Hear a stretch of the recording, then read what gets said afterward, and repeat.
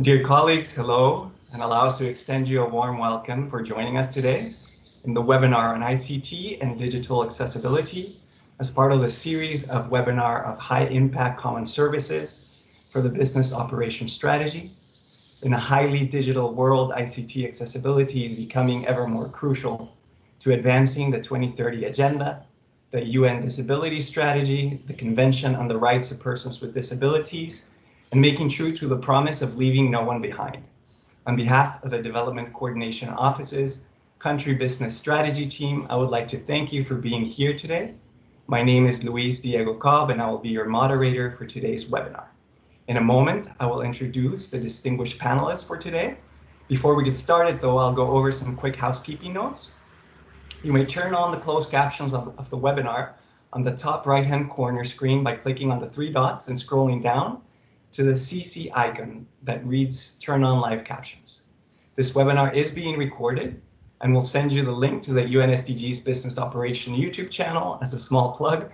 You can connect there for previous webinars and feel free to subscribe for future recordings as well. You may also refer to the practice notes on ICT and digital accessibility on the UNSDG website under Resources and the Knowledge Management Portal for Business Operations. We will also share the link in the chat box for your reference, and we'll share the slide deck as well on the chat. We invite you to ask as many questions and comments as you'd like in the chat box. Please don't hesitate. We will do our best to address them as we go. If time is not sufficient, we will also revert with an FAQ document addressing all the questions on our personal contacts for future follow-up. After the speakers, you will have a chance to raise your hand and ask live questions during the Q&A section. And near the end, we will also be sharing a short feedback form link. We appreciate your feedback. These webinars are for you as an OMT and UNCT member, and we would like to make sure they're being as useful as possible. With that housekeeping out of the way, we would like to introduce our esteemed speakers and panelists. In speaking order, we'll first hear from Georgia Dominic, Social Affairs Officer from the Executive Office of the Secretary General, EOSG. She will be giving us a big picture of the webinar and will speak about the UNDIS and the accountability framework. We will then hear from Roxana Vidmer-Iliescu, Senior Coordinator from Digital Inclusion at the ITU, or International Telecommunication Union, who will share about the relevance and importance of digital inclusion.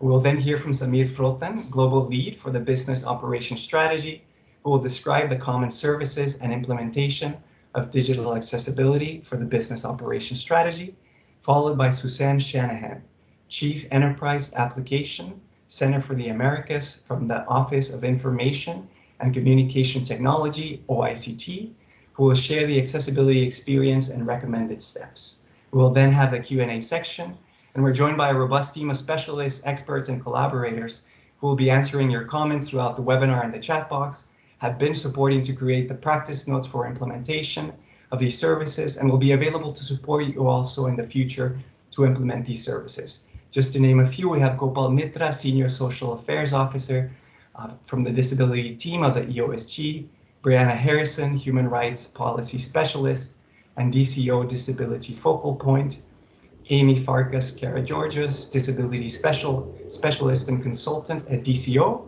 and several of the regional BOS coordinators. Today, we will not go over what the high-impact common services are. As you may have seen on previous webinars, high-impact common services are common services that have been identified to have high efficiencies in cost avoidance, quality improvement, or good practices from other agencies. So with that, we will go ahead and hand it over to Georgia Dominic, who will share the big picture of these services in relation to the UNDIS accountability framework. Georgia, the floor is yours.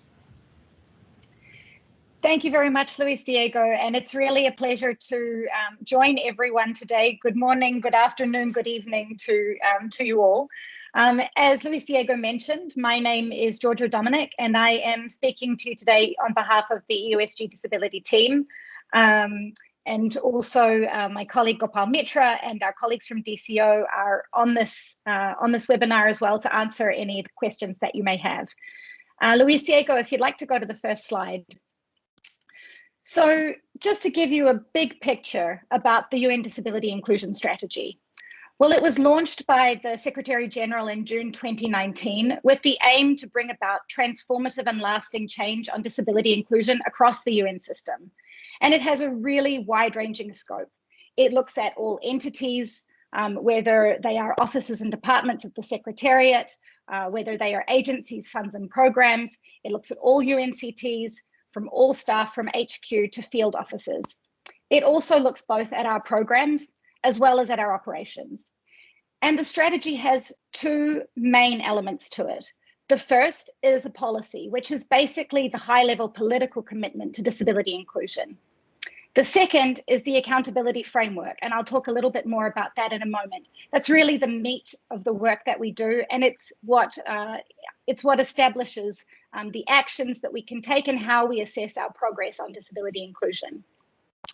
For those of you who are familiar with the gender swap, the UN Disability Inclusion Strategy is basically modeled on that, and it's also aligned with other UN strategies, for example, on youth and Indigenous peoples as well. And that's sort of the big picture, but I think the main question that we want to ask here is, how does this strategy impact our work and what does it mean for us? Some of you may have heard that there are an estimated 1 billion people with disabilities in the world, or 15% of the global population. And that's approximately 1 in 7 people. And when we think about that population, those are the people that we need to reach, both in our programs, but also if we're looking at our operations and in our internal way of working, those are the people that we need to see in our offices, in our work. So I like to think of it in terms of 100 people in an office. And in the same way, when we think about achieving gender parity, in that office of 100 people, we expect now to be able to see a balance of men and women represented there, similar to the diversity of our societies. And that's the same with persons with disabilities. In an office of 100 people, we should be seeing 15 staff, 15 employees there who are people with disabilities. And in that way, we can really reflect the diversity of our own societies and build a more inclusive and accessible system for all of us. So just to briefly give you an overview of the accountability framework that I mentioned, it has two elements, and we're going to be looking at one of those today. So the first element is the entity accountability framework, and that's for UN entities to report on the strategy and to undertake various actions. The second is the UN country team accountability scorecard, and thank you, you can move to the next slide. So the UN country team accountability scorecard is represented through 14 indicators, and you can see some of those on the screen in front of you in the table, and I'll also read some of them out for you as well. The scorecard and the strategy itself is divided in 4 core areas. So the first is leadership, strategic planning and management. So under that, you'll see indicators, for example, on leadership, how high-level leadership in the UNCT addresses disability inclusion internally and externally. We look at strategic planning, how the UNCT considers persons with disabilities in the CCA, in its cooperation framework, how UNCT coordination mechanisms consider persons with disabilities. Under the second core area, you have, which is inclusiveness. You have some of the indicators which are really fundamental to what we're discussing today, ICTs and digital technologies. So for example, we have consultation with organizations of persons with disabilities. We have accessibility, and that accessibility covers both physical accessibility as well as digital accessibility, and procurement. Under the third core area, which is programming, you have indicators such as joint programs, data, monitoring and evaluation, and humanitarian. And under organizational culture, which is also particularly relevant for us today, we have indicators on employment, on capacity development, and on communications. So that's sort of a broad overview of the UNCT scorecard. And I think one thing that we really like to highlight here is that implementing the strategy is not just about reporting. It's really about taking actions and then reflecting on those actions and planning for the future. So Each year, UN country teams are requested to report, and you may have come across that in your own work last year. It's at the end of the year, and reporting is annual through the information management system. In the reporting, we ask not only for UNCTs to reflect on how they have progressed on disability inclusion, but also some of the actions that they take or that they're planning to take in the future in order to progress further.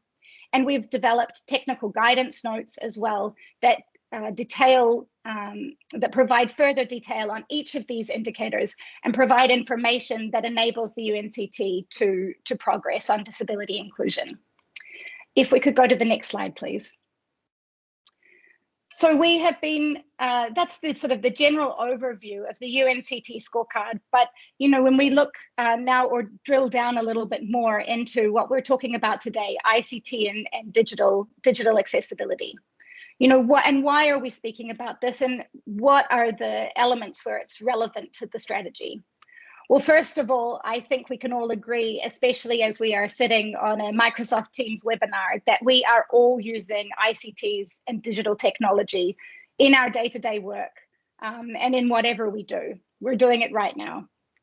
So, you know, if we want to really be an inclusive employer, if we want to be, as the Secretary General has said, an employer of choice for people with disabilities, then in everything that we do, we have to also ensure that that work is inclusive and accessible to all of us. And that goes to our ICTs and digital technologies as well.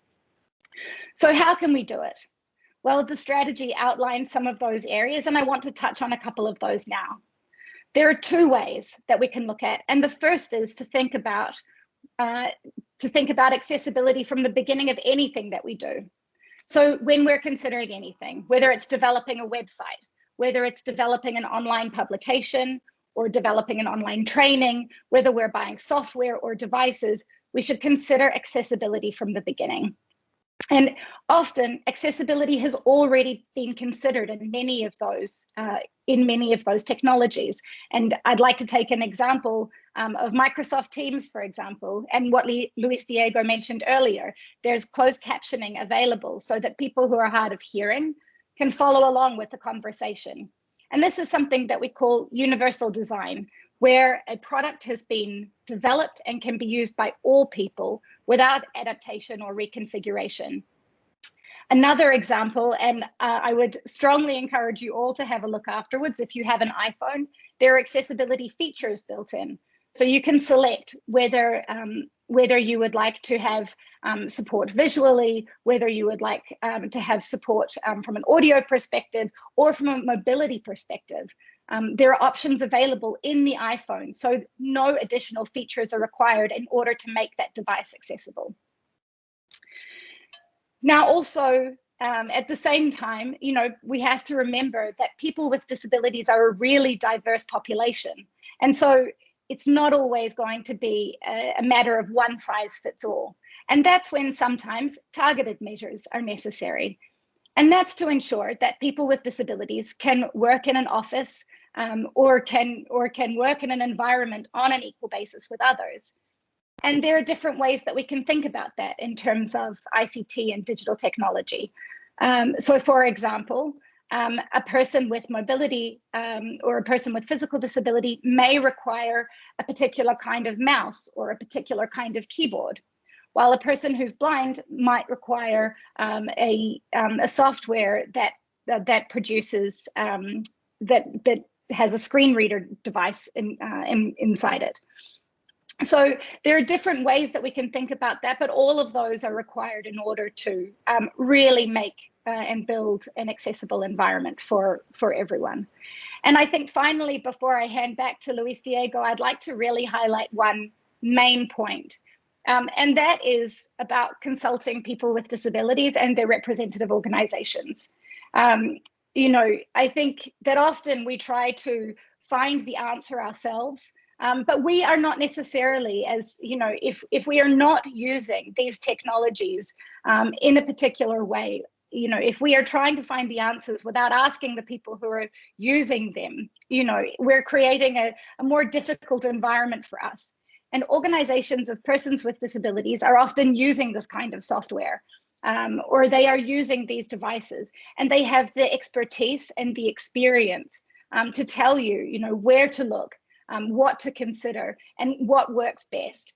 So, we don't have to have all of the answers in front of us. There are also people out there, and our UNCTs many of them are working already with organizations of persons with disabilities, and I encourage you to reach out to them. So I think I'll finish there and hand back to Luis Diego, and happy to answer any questions. Thank you so much, Georgia. It's great to have that big picture vision of how this all fits in with the UNDIS and the accountability framework. So I would like to hand over now to Roxana Vitmeriliescu from ITU, who will be sharing perspective of digital accessibility. Roxana, over to you.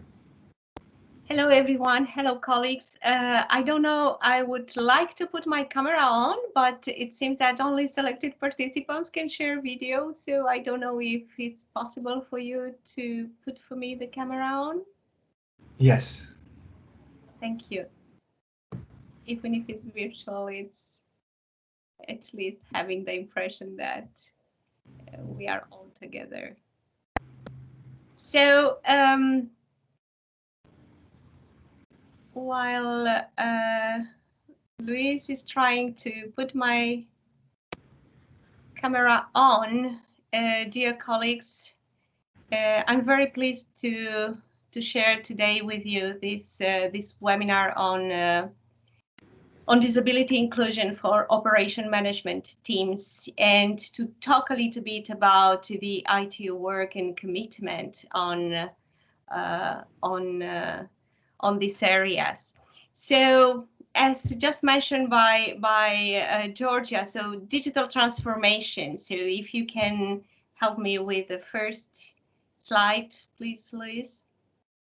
Yes, but I'm not sure that we see the slide. So you just click on it to appear also the content. No, we don't have the content. I think there is a problem with the slide, Luis. So we don't have the content of the slides. There might be, yes, and apologies. We will share the slides on a follow-up email or in the chat. Let me see if I can fix it while you're going through them. Any possibility to resend it again or do something would be? Yeah, let me check. If you want to go ahead and keep going. So, well, the fourth industrial revolution, we all know that it's technological, we like it or not, and tech is embedded in almost all aspects of our life and environment. And we all know that have changed how we learn, how we work, how we buy, how we enjoy life, and also how we interact with one another. So we also know that in the recent time, the influence of artificial intelligence and the Internet of Things or blockchain and 5G now, among other, become also integral part of our habits. And from time to time, we don't even realize that they are there. So all this to say that these trends have pushed the public and private sectors, including all branches of government, entrepreneurs, and small businesses, but also organizations like us in UN, to ensure that we are all engaged in digital transformation. What I want to highlight that this implies a serious rethinking to transform processes and communication channels and adapt to the new social and market requirements, which now are influenced by this digital inclusion of people. So excellent. Thank you very much, Luis. So I was actually, yes, presenting a little bit about the digital transformation and how it's important to have a culture that involves inclusiveness, because it's embedded in all aspects of our life. So Next slide, please. With this in mind, let's try to see a little bit what does it mean, because we all talk about digital inclusion for all, digital transformation. Which are the concrete steps and perhaps the order to be taken in order to really ensure that we build together a digitally inclusive world? So I actually built this diagram to make it simple and to say that digital inclusion involves mainly 3 pillars. So it's, first of all, it's access and digital infrastructure, because without internet connectivity, we cannot talk about digital inclusion. But once we do have the internet access, so the plug, that doesn't mean that we are digitally included. So we need to consider as a second step, as a second A, the affordability. Affordability from one hand to be able to have the internet service, so to pay the internet service, but also to pay my device to further continue my pyramid towards digital inclusion. So once I have this internet and the affordability to also pay my device, can I say that I'm digitally included? No, because it's here when the accessibility comes. And I just want to say that accessibility is a universal design in the technology. So as Georgia said before, should be included from the beginning, should be mainstream from the design stage.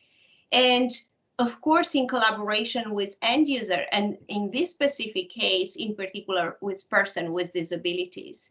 Why? Because person with disabilities can validate all this solution, can work with us hand in hand to validate that whatever products and services we develop, they do respond to their specific needs.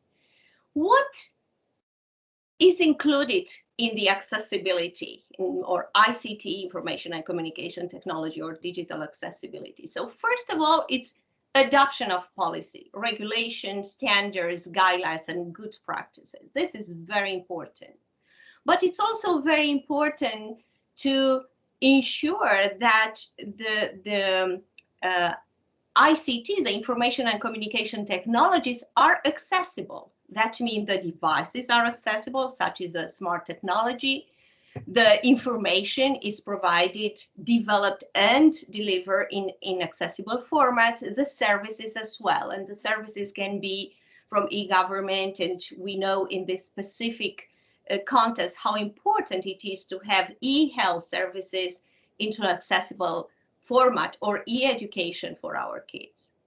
But lastly, even if, let's say, we do have everything, internet, affordability, the laws in place, even the accessible devices and platforms to access them, if we don't work and ensure appropriation, and we don't build capacity and to ensure that all people know the knowledge of the digital skills, even if we put everything in the hands of the people, they will not use it because they are not aware. So we do have the 6A that I think that if from all my presentation, I would really love you to retain something. Please retain the 6A. Access, affordability, and accessibility, which is also composed by adoption of policies, accessible ICTs, and appropriation. So with this in mind, can we go to the next slide, please? Because it is so important, the digital inclusion, of course, we all know that we have these global commitments, which among other are the Sustainable Development Goal and the Convention on the Rights of Persons with Disabilities that my colleagues already talked, and we are all aware. But what I want to share with you that actually all countries in the world through the ITU, what we call ITU member states, affirmed that enabling environment, ensuring accessible ICT for persons with disability should be established in all countries by 2023. This is the ITU strategic goal number 2, which is inclusiveness, target 2.9. This was established at the last plenipotentiary conference in 2018. We have every 4 years these conferences. And at the time that was established, I say, wow, this is really a visionary and an ambitious goal. Of course, I was very admirative to this, but I say, well, it's really quite early to say this, and the target is too small. And we saw 2 years later that in fact the target was established even late, because COVID-19 has strongly hit all of us, and in fact reaffirmed this global need as an urgent goal. So next slide, please. Well, we all know that in this context, we are also required to lead by example and make sure that no one is left behind. And making a UN accessible through the business operation and disability inclusion strategy is actually the framework to achieve the goal of inclusiveness.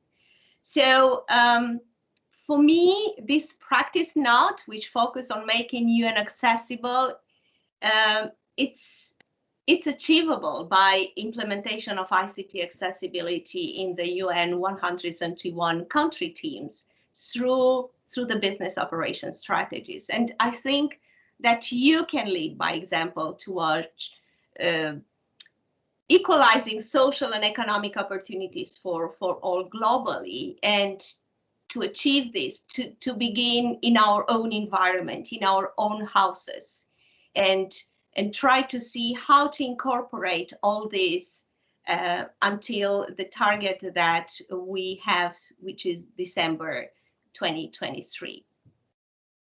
Next slide, please. Well, I would like to rethink a little bit with you about our tomorrow. How will tomorrow look after the COVID-19? And because we all know that this global crisis has accelerated this urgent need of having accessible digital environments for all, how humanity will continue to become more dependent on ICT, and how we can prevent on this, how we can work on it to be prepared. And with this, I think it's much easier to share all these thoughts through this very short video, which I hope will speak by himself. So just the video, if possible, Luis. The COVID-19 pandemic is an unprecedented crisis that has hit the world hard during 2020. Information and communication technologies, or ICTs, have proved their effectiveness as a primary way for communication. Now, more than ever before, people are increasingly becoming more dependent on ICTs as their primary medium for information, employment, education, and entertainment. COVID-19 has put the spotlight on the urgent need to provide inclusive digital communication to ensure access to vital information for everyone during emergency situations, such as natural disasters or pandemics. Vital information should be delivered through inclusive digital platforms using multiple formats in order to reach those who are more vulnerable in these type of situations. In particular, persons with disabilities. For example, persons with a visual impairment will use screen readers. Deaf people use sign language or captioning, while people who are hard of hearing may need to control the volume. How can we ensure that we reach everyone without discrimination throughout all digital platforms? Public information in audio and visual formats delivered through electronic displays in public spaces can reach people who may not have access to personal ICT devices. Sound alarms and sirens used during emergency situations must be accompanied by visual indicators, such as flashing lights for those who are deaf or hard of hearing, to denote the nature and level of threat. Information provided through radio can be made available through other platforms, such as television, social media, or SMS. Live radio, online radio, and podcasts should include transcription of the content. Vital information provided through television programming during an emergency situation should include closed captioning, subtitling in local languages, or sign language interpretation to ensure that the deaf or hard of hearing have access to it. People with a vision impairment may only be able to perceive the content of SMS messages if they have a smartphone that can convert the text into audio. Therefore, warnings and alerts regarding measures related to emergencies should go out in multiple formats. Graphics and images can also be displayed in addition to text, provided that they contain alternative text descriptions. Most social media platforms such as Facebook, Instagram, Twitter, and YouTube are now becoming more inclusive by offering accessibility features for people with disabilities. It is essential that all emergency information and measures in place that are published on social media are accessible, regardless of the format in which they are provided. For example, images, PDF. Both the structure of a website and its content must be accessible also. Websites must be designed and tested in advance to ensure that persons with disabilities do not face accessibility barriers when accessing important digital information. Therefore, it is essential to publish in accessible formats. For example, formats that can be read aloud. Access to vital information, products, and services is a human right. Only by ensuring inclusive digital communication made available in accessible formats can we guarantee that no one is left behind.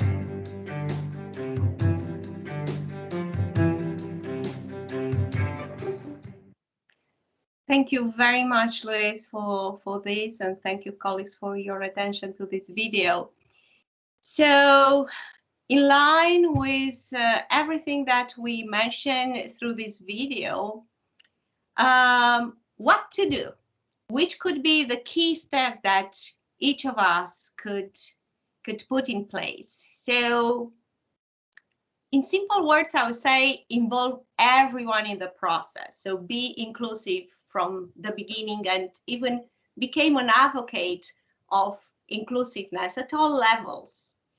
And then present this process as a win-win and explain the benefits. So which are the benefits? Increase competitive advantage of organization, promote new culture, empower people, facilitate operational processes through technology, but finally, how we all will benefit in our work. So let's try to not do it because it is a requirement, and let's try to understand why we should do it, and to understand that only by being inclusive, only by providing accessible formats in the way we communicate, we manage to reach out to a larger audience. And from here, next slide, please, Luis.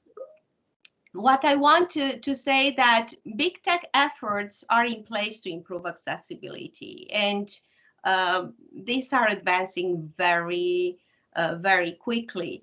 And artificial intelligence also helps to improve inclusivity across product, service, and workforce, and to build towards a workplace that is more inclusive for all, including for persons with disabilities. And I would like only to say that it's not very complicated to understand which would be, let's say, the steps to be taken, because in fact, whatever it is, if we, for any reason, we want to use, let's say, a format which could be vocal, or rather than another one which could be text, it's exactly what's happening. So, for instance, a person with hearing impairment should just change the format. So he needs, instead of hearing, he needs to have the closed captioning and or the sign language. And for a colleague who has a visual disability, so instead of text, he will need voice. So I'm very trustful that technology is there and it's really enabling everyone to access digital. It's just to ensure that we put in place and we provide this technology in our work environment to ensure that everyone can communicate. And well, I also believe that it's good to know, if we can go to the next slides, that sure. Just a heads up, Roxana, we're almost out of time, just so to keep a track. I'm just finishing. So I like for you to see some predictions, so from artificial intelligence, and to see it's quite scary because it's for about the next 2-3 years. And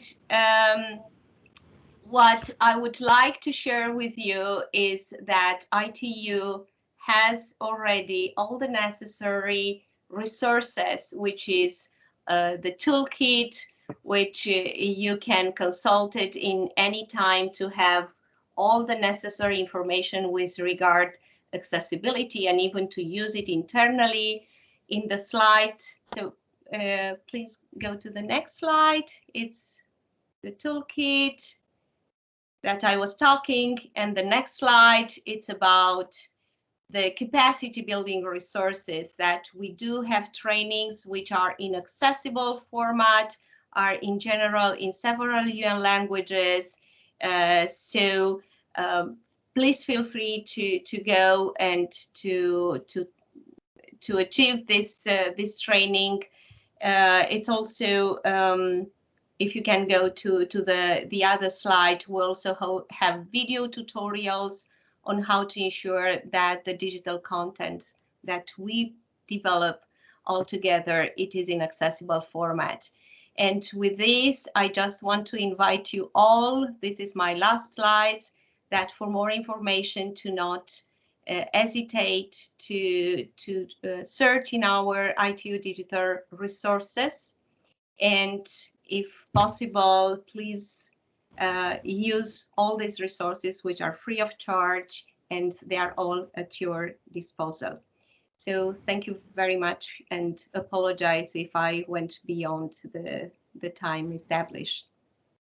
No worries. Thank you very much, Roxana. I'd like to hand it over to Zamir Frotan from the Business Operations Strategy to lead us into how to implement these services. Zamir, over to you. Thank you, Luis Diego. Thank you. Thank you, Roxana, for the wonderful presentation, and the video was indeed very touching. We have shared the link with the colleagues so that they can see this and share this with the rest of their teams as well. So colleagues, as you heard from Roxana and Georgia, and you will be hearing very soon from Suzanne about digital accessibility and the importance of digital accessibility in our system. I want to also reassure you that in our communications with all the agencies headquarters here in New York or in the rest of the world, there is a huge commitment towards making the UN system more accessible, and in particular to make the UN operations accessible and inclusive, so that we could basically walk the talk. And the way for this is to do this collaboratively and do basically run these very particular disability inclusive common services that we are proposing through the BOS bring it up in your UN country team discussions or in your operations management team discussions, and prioritize these over the rest of the activities that the operations management team would have. So you have already heard from us on inclusive HR and ways to make your HR process more inclusive. You have already heard about the physical accessibility. If you haven't, you can always reach out to us. We have these resources and recordings. And today's focus is on ICT digital accessibility. I'm going to walk you through a couple of slides very quickly to show you how this can be done. So basically, what the agencies can do, rather than looking into ICT accessibility issues individually in each agency, the approach that should be taken is to take this approach collectively with the operations management team, and as working group of the ICT can look into a mapping of ICT accessibility at the country level. We know that there are certain ICT accessibility or digital platforms accessibility that may not be in your control at the country level. We are tackling those with your headquarters and wherever they are. And there is a dedicated team that work with them to make sure that the kind of corporate websites and digital platforms of the UN become accessible. But you can focus at least on mapping of the accessibility gaps in your digital platform, in your ICT systems, and in your websites and all that are managed or developed or maintained at the country level, so that basically those gaps could be identified collectively for the UN system, not necessarily only for one agency, and then we can start implementing the measures to make them accessible one by one, maybe step by step in different levels. So this team of experts that you have in this webinar with you, that Luis Diego named them, like Roxana, Susanna, and all, they have contributed significantly in putting together a practice note for operations management teams on how to make their offices accessible from an ICT perspective. So we welcome you to look into these practice notes, and it will give you the detail of all the 3 levels of accessibility, level 1, 2, 3, which you will see in the next slide as well, briefly, so that you know that's basically how can you consider your agency or in general your offices collectively accessible. How can you make sure that your software has the accessibility features, how to ensure that you start at least from the very beginning with your ICT staff and have them trained in accessibility of the ICT materials, and then further enhance this amongst the rest of the staff and encourage the rest of the staff to be trained. And how can you develop basically location dependent local guidances, or even regional and can tap on global guidances to ensure that the digital accessibility is applied in your offices. Start with the level 1. If you find out during your mapping and assessment that your office accessibility is below the level 1, otherwise you can always move on to level 2 and level 3. And at any point of time, when you see that there is a lack of capacity in your country or in the offices where you work, and you need support, the team here has committed that they will be talking to any of the OMTs all around the world where necessary, and they will help them make their offices more accessible. Moving on to the next slide is basically the approach that you can take in the BOS process. Now, over 124 countries has already completed development of their BOS. Some countries has already selected ICT accessibility or disability inclusion common services in general as part of their plans for their business operation strategy.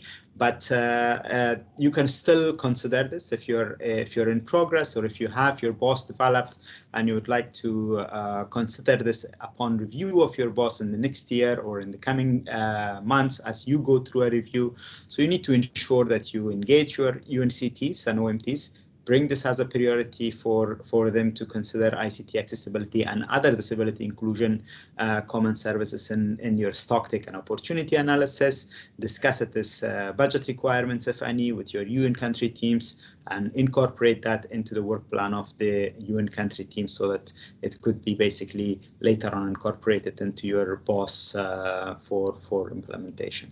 So I'm not going to bore you with this because I guess you have heard a lot about the process of this in the BOS, but the most important takeaway for you is to consider ICT accessibility and other digital disability and inclusion common services collectively as UN system, not necessarily as one agency. It's good to have an agency improve their accessibility and disability inclusion features and all, but we want to see this collectively for all the UN. And once you do this, bring it up in UNCTs, include it in your BOS, and it will be implemented. If you come across at any point of time that you do want to implement an ICT accessibility approach, but you cannot do it because of lack of funding or lack of engagement from your UN country teams or any other political pressure that might not let you proceed with this, you can always reach out to us. We will find a solution for you, either through the agencies or through other means that might be available for us. So let me not take more time and hand over, Luis Diego, the slide maybe directly to Suzanne, and then we will see if we can take some questions as well. Thank you. Can you hear me okay? Yes. Okay, excellent. So first off, I would like to thank Luis for the invitation to speak today and to learn from the good work that's happening across the whole system. Today, I'll be sharing some of our experiences in OICT in accessibility initiatives that we have completed or that we still have underway. Next slide. As we're all aware, the UN Convention on the Rights of Persons with Disabilities was signed in 2007. But if we want to be honest, I think we know that our colleagues and delegates, visitors, and the people that we're serving as the UN are still struggling in their daily work to effectively access UN information, our premises when they actually come and visit, as well as our services in an equitable way. But, you know, we see that things, that's okay, go ahead to the next slide. We see, you know, as by today's event, that things are changing and the disability inclusion strategy is raising awareness and standards. And I think most importantly, I see a lot of cooperation. I can't say that there have been many areas of efforts where I'm finding myself together in the same meetings with ITU, and then I turn around and I'm with WFP, and we actually have, I think, quite a vibrant and dedicated network of UNDIS focal points. And so I would also like to thank Gopal and Georgia for that. But we do know in OICT that this reporting framework has allowed us to anchor our activities in something that's measured. And when people pay attention to things, when they report on them, they become a priority. Next slide, please. As in many areas, I personally in OICT on principle sees technology as a force multiplier. It becomes a way that we can accelerate accessibility across products, premises, services, information. As we've seen in the video from Roxanne and in our own day-to-day experience, COVID has kind of changed the world and there's no going back. We've seen firsthand as we've moved from virtual reality to, you know, from physical reality into virtual reality, that technology is changing every aspect of the way we're interacting and collaborating and sharing information. I think one of the key experience takeaways has been that the dependency on physical location and physical presence has fundamentally changed. And this can lead to real mind shifts in employment opportunities, who we can bring into our organization, where they can work from. Even internships we're revisiting from a sort of geographic agnostic position. Next slide. So when we approach accessibility, we sometimes talk in terms of disability segments. And it's important for us to remember, as a number of the speakers mentioned today, that disabilities can be physical, but they can also be cognitive. They can be a combination of both. They can also be something you're born with or something that occurs later in life that may remain with you or you may move out of. And we also need to keep in mind that it's sometimes disabilities are visible and sometimes they're not.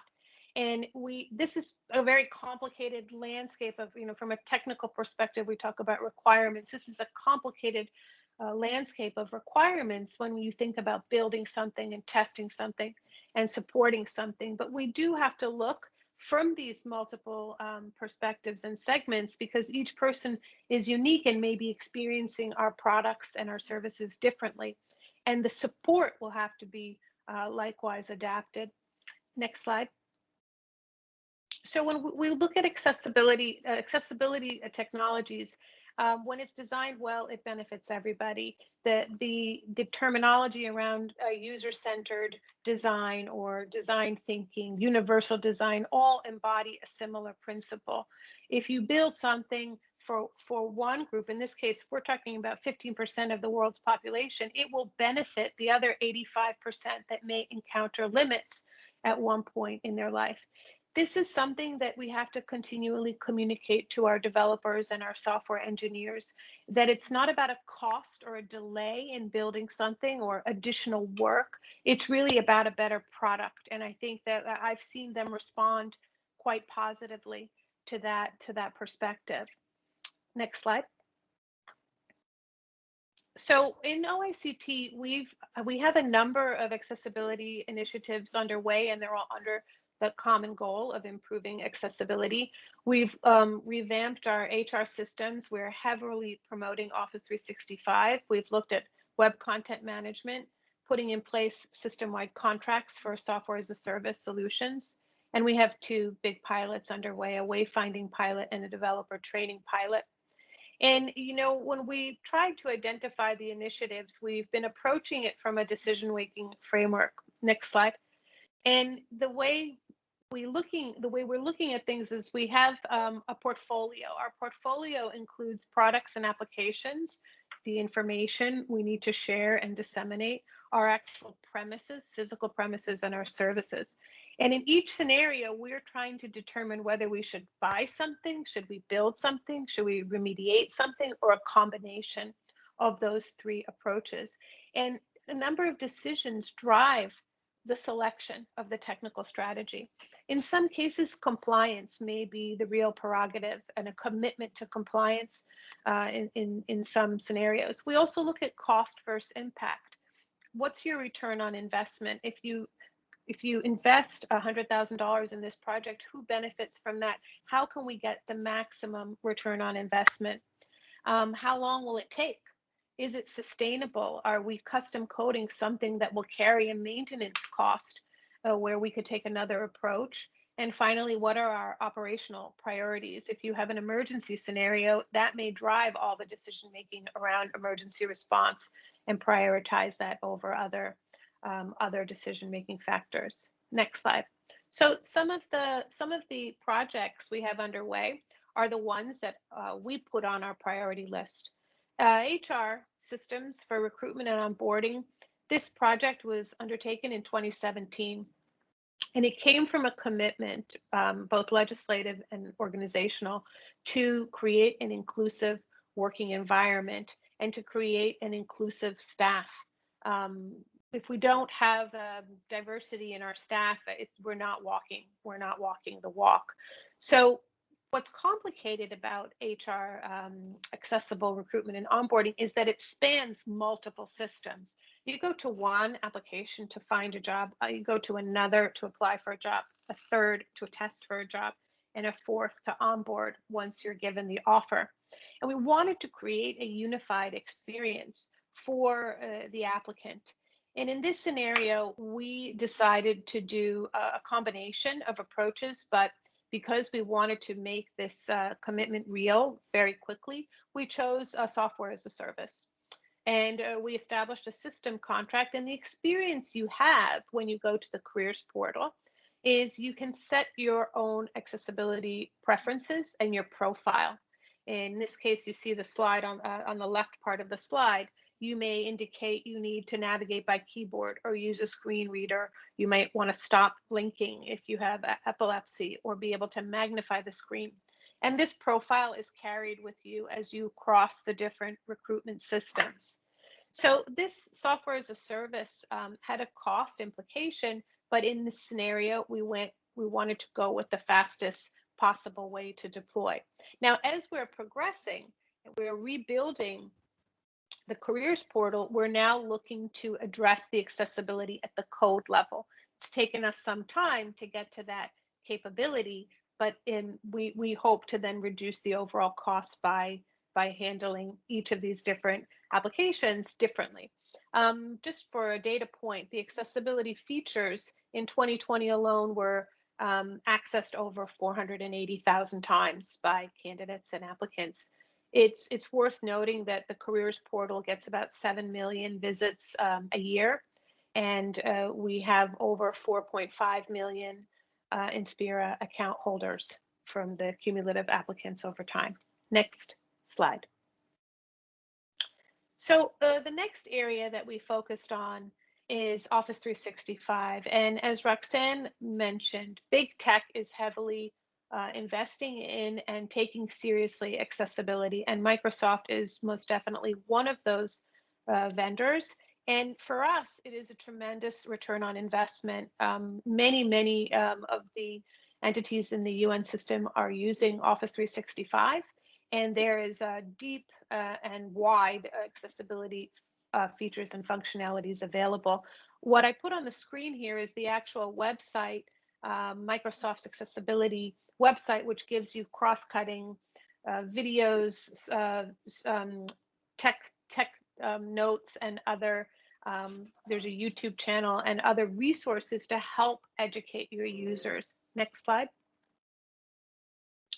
So I'm not going to, because we don't have much time, I'm not going to talk you through these slides, but Microsoft has approached accessibility from a content production, a collaboration, and a sharing perspective.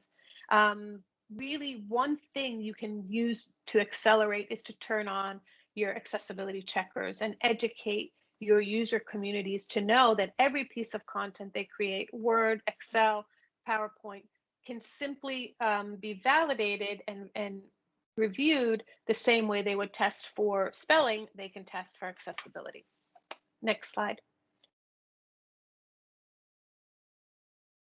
Likewise, you have captioning. Microsoft is bringing artificial intelligence and voice-controlled features and functionalities across all of their platforms. You can actually run a PowerPoint presentation and have the subtitles in the presentation be visible. They can be translated. They can also be recorded as part of your PowerPoint. We have a lot of magnification and low vision features and functionalities coming in. And we also have a series of focus functionalities for cognitive challenges.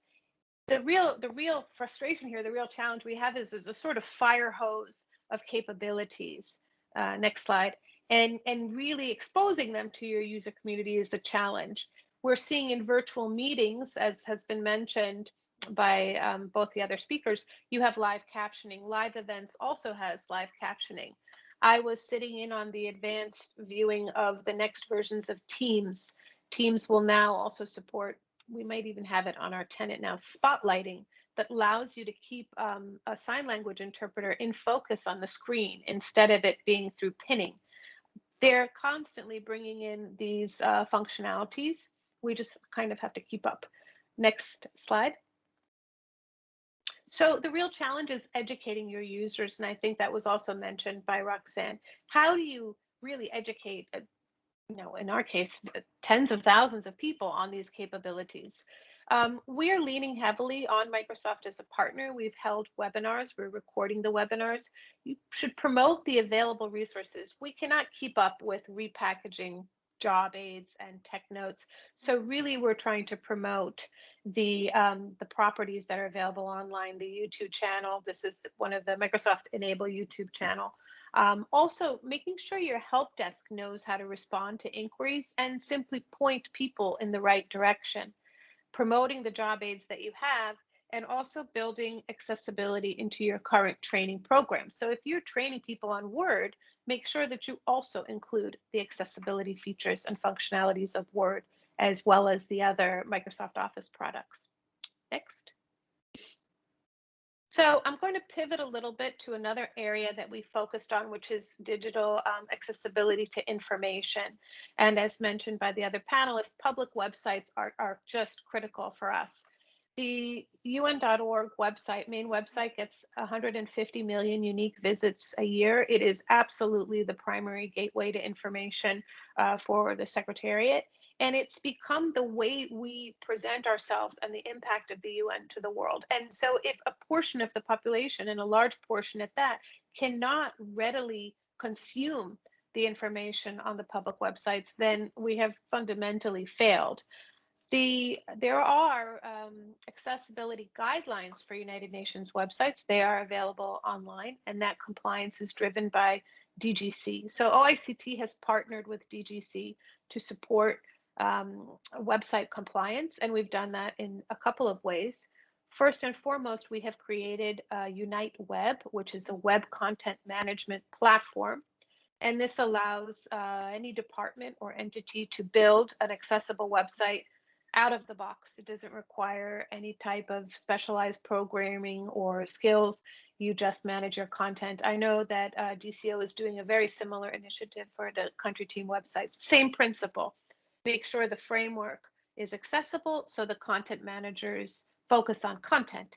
But that part of it also needs to be strengthened, because you can have a perfectly accessible navigation bar and you can have accessible frames, but then if the hyperlinks or the images don't have alt texts, or the videos that people access through your website don't have subtitles, then it's sort of, there's no point. You're giving people a framework without accessible content. Next slide. So in the area of premises, we are working together with New York University and Busan University in South Korea to create open source wayfinding solutions. This will allow for visitors to our premises, but eventually also field missions and camps, to receive step-by-step indoor navigation. And we are particularly focusing at the moment on low vision and blind individuals. But at the same time, with the universal design principles, we know that everyone will benefit from wayfinding technology. As you sort of struggle in the Secretariat building and headquarters, is very much a maze to try to find locations. We're committed to building this as an open source solution because we want to be able to share it with other organizations and share it with the UN system at large. Eventually, we would also extend it to support other requirements, for example, wheelchair routes, or adding information on points of interest, maybe items around the building. But the focus on blind users is important because the interface will be fundamentally different. Next slide. Okay, I think this is my second to last slide. So services, conference and event management, also huge focus for us. This was the first time we did a virtual GA. And I think if you asked 2 years ago, people would have told you that that was not possible. Virtual meetings are highlighting accessibility and are driving change. And we're only able to deliver virtual meetings in partnership with the DGACM, because a virtual meeting, especially an intergovernmental meeting, has other support requirements. Simultaneous interpretation, for example, has been a big one. Large external communities as participants. And we are continuously comparing the products available to us. So right now we're working with WebEx, we're also working with Teams, we're working with live events. We're using Interprify and Kudos for simultaneous interpretation. And we are continually tweaking as the products are also releasing changes in features and functionalities. This is a tricky area to support, especially for large audiences. And in some cases, we have products that are blocked in certain countries where participants are trying to access the meeting. So we have to work closely with our participants and content providers.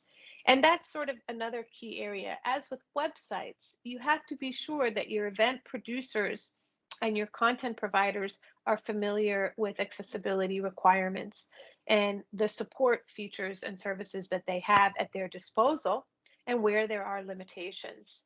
We were challenged quite a bit with picture-in-picture sign language interpretation on live events, but we worked with Microsoft to support those scenarios. Simply, for example, starting a presentation and describing yourself, which none of us really did today, what you look like, to give a little bit of sense of communicating the ambiance and the makes a difference to people who are experiencing the event in a different way. Also reminding people, as Luis did, about captioning at the outset and informing people how to use the Q&A functions are all good tips. I know that Geneva has prepared accessible conference and events guidelines, which I hope we'll be sharing across the system. Next slide. So I wanted to bring together a couple of the lessons learned to share across these different engagements and initiatives. And I think the big lesson is that it's a lot. It's a lot to learn. It's a lot to absorb. And it's not even just learning it, it's translating it into viable, dependable products and services and supporting them. So that's definitely a journey and not a sprint. Some of the takeaways would be, really to start learning about the different compliance approaches and commitments, internal and external standards like WCAG for online accessible websites and information, approaching our services with empathy and trying to take a client or user-centered approach, really keeping a focus on content and make sure that all content types are seen from an accessibility angle, piloting and learning, and we're making mistakes and that's okay, but let's not hide our mistakes, let's share our mistakes and invest in capacity, really trying to effectively communicate our changes and build multiple and redundant channels of communication, taking a holistic approach. Technology cannot be in a vacuum, and this is a really key point. So you can create an accessible job application experience, but if when you come into the building, the accommodations aren't available, or if the process of onboarding the person after they get the job isn't accessible, then you have a incongruence between the person's experience of one part of their reality and the other. So looking at things from a process, a service, and a support perspective is important. The last 2 points I would say is start investing in training your developers. We've done a pilot to train our developers on how to test their own applications and their websites and how to remediate them. And finally, I think at the heart of all of this is partnerships and partnering where we can. Let's use our network of UNDIS focal points and learn from each other. I think that's it.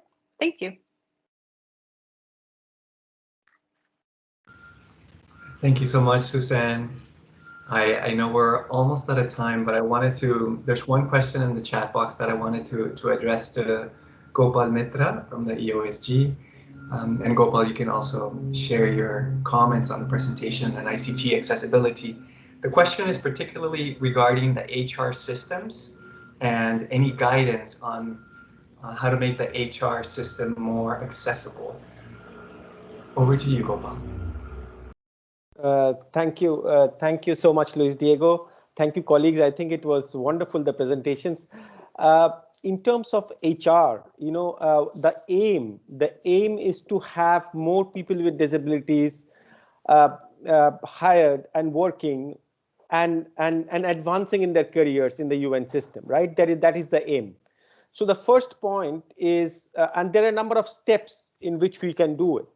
The first is we see that people with disabilities are not our usual means of advertising a vacancy or opportunities, are not where people with disabilities traditionally look or access information from.